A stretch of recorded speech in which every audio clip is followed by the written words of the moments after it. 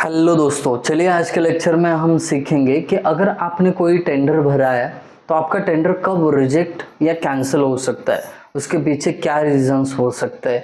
ये डिटेल में देखेंगे बैठ के आराम से अपने अपने घर, और आपके साथ रहेंगे आपके अपने अविनाश सर। तो देर किस बात की, फटाफट शुरू कर देते हैं आज का लेक्चर। तो सबसे पहले तो हम देखेंगे कि जो लोअर टेंडर है वो कब रिजेक्ट हो सकता है, कौन से कंडीशन के अंदर टेंडर को रिजेक्ट किया जा सकता है। पहली कंडीशन है when the tender is not submitted in the form prescribed by department. जिस फॉर्मेट का फॉर्म डिपार्टमेंट में दिया था उस फॉर्म में अगर कॉन्ट्रैक्टर ने वो टेंडर भरा नहीं होगा तो रिजेक्ट हो सकता है। दूसरी चीज, when EMD is not enclosed with the tender। अब जब भी टेंडर भरते हो तो आपको अर्नेस्ट मनी डिपॉजिट यानी EMD उस टेंडर के साथ देनी होती है, सबमिट करनी होती है। अगर आपने वो EMD नहीं भरी तो फिर आपका टेंडर रिजेक्ट हो सकता है। If the tender document are not sign by the contractor. देखिए, जब भी आप टेंडर भरते हो उसके साथ कुछ डॉक्यूमेंट्स की अगर मांग की हो डिपार्टमेंट ने, तो उस डॉक्यूमेंट पे अगर आपने साइन की नहीं हो तो वो क्या होगा, टेंडर आपका रिजेक्ट होगा।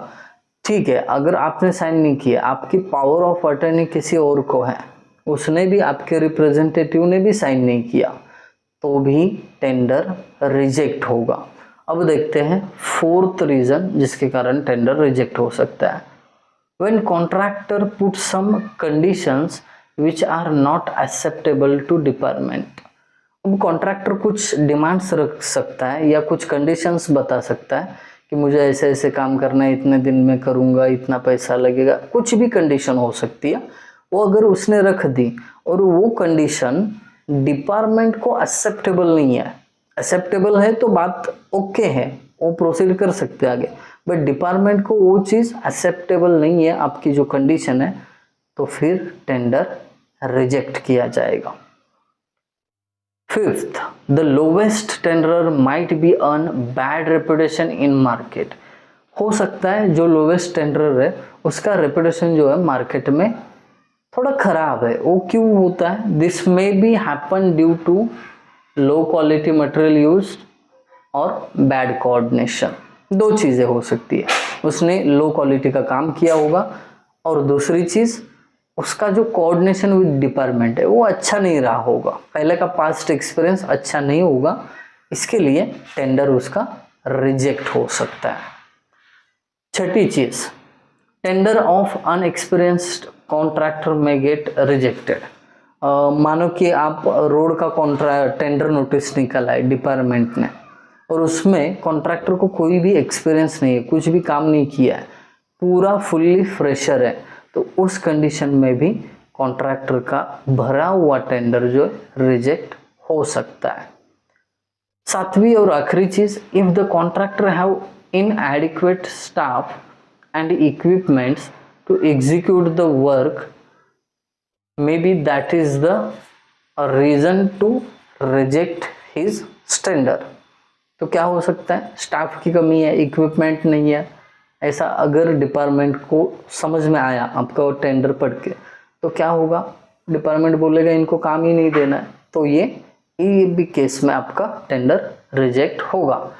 ठीक है, ये तो किसी पर्टिकुलर कॉन्ट्रैक्टर का टेंडर कब रिजेक्ट होगा ये बताया मैंने। अब देखते हैं कि पूरा का पूरा टेंडर, निकाला हुआ टेंडर ही कैंसिल हो गया, किसी को भी नहीं मिलेगा अभी, ये कब होता है देखते हैं। रिजेक्टिंग ऑल टेंडर्स, पूरा का पूरा टेंडर कैंसिल ही कर दिया, कब होता है? पहली चीज, after the publication of tender notice, if it is found that the changes in the design are found essential. Department ने पूरा टेंडर नोटिस वगैरह डाल दिया और बाद में रियलाइज हुआ कि भाई साहब ये जो काम करना है इसका डिजाइन थोड़ा गलत है, इसमें कुछ चेंजेस करने जरूरी है या कुछ एडिशन करना रह गया है, तो उस केस में डिपार्टमेंट क्या करता है, ये टेंडर को कैंसल कर देता है और बाद में अल्ट्रेशन वगैरह डिज़ाइन में करके अपडेशन करके फिर डाला जाएगा, बट जो ओरिजिनल पहला निकाला हुआ है उसको कैंसिल कर देंगे।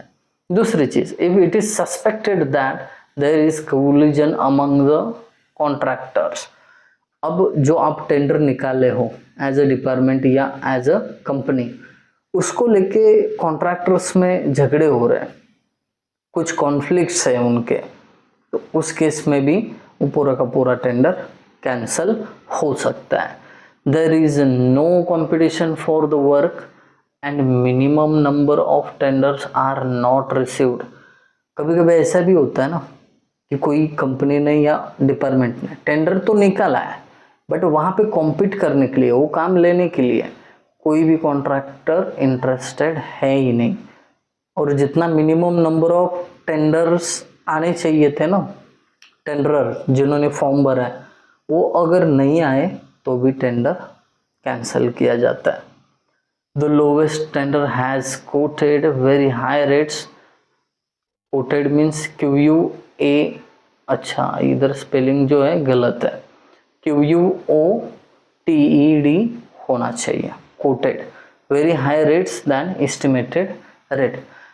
एस्टिमेटेड रेट मतलब आपने डिपार्टमेंट की तरफ से एस्टिमेटेड रेट 100 रुपये डाल दिया और कॉन्ट्रैक्टर ने कोटेड रेट 200 डाल दिया, तो इस केस में भी क्या होगा, वो टेंडर कैंसिल ही होगा। और आखिरी चीज, अनफोर्सिन थिंग्स हैपन, कुछ ऐसा होता है कि जिसके कारण आपको पूरा कॉन्ट्रैक्ट ही या टेंडर ही क्या करना पड़े, कैंसिल करना पड़ सकता है, उसमें कोई भी चीज़ हो सकती है। सो दैट्स इट, ये बहुत ही 2 महत्वपूर्ण चीज़ें हमने देखी यहाँ पे। तो आई होप आप सभी को ये समझ में आया होगा। अगर आपको समझ में आया है तो आप लोगों को ये चीज़ आपके दोस्तों के साथ भी क्या कर देनी चाहिए, शेयर कर देनी चाहिए। और मुझे सजेशंस की बहुत ज़रूरत है, आप लोग प्लीज़ कमेंट करके मुझे बता दीजिए कि सर ऐसा नहीं, ऐसा हम वीडियोस को प्रोसीड कर सकते हैं, ये